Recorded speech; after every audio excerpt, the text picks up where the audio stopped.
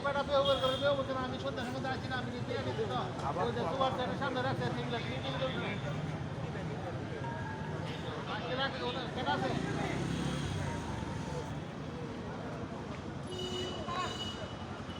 আরে আমার কথা শোনো, এখানে ওরা জালাল আছে, জালাল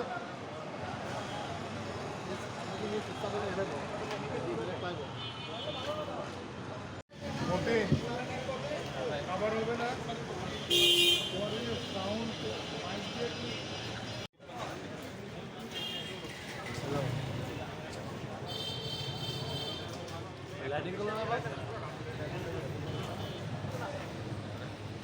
কোনো নেতাকর্মী অথবা উৎসবকেও আমরা রাষ্ট্রীয় পুষ্পস্তবকের সময় অতি উৎসাহে আগে না আসি।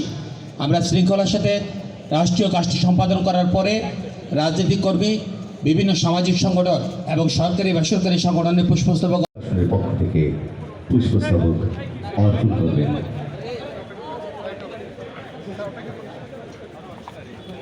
আমরা দেখতে পাচ্ছি রাষ্ট্রের পক্ষে পুষ্পস্তবক অনুরোধ জানাবো ব্রাহ্মণবাড়িয়ার সুযোগ পুলিশ সুপার জনাব শাহ মোহাম্মদ আব্দুর রউফ মহোদয় সুযোগ করে দেবেন। গণমাধ্যম কর্মীরা আপনারা একটু দূর থেকে যতটুকু সম্ভব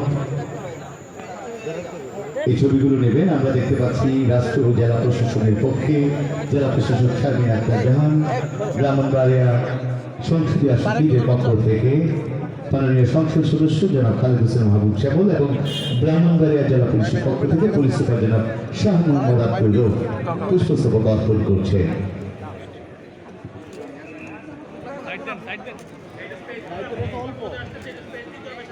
আপনাদেরকে এই কাউন্সিল এর পক্ষে প্রশাসক শারমিন আক্তার জাহান মহোদয়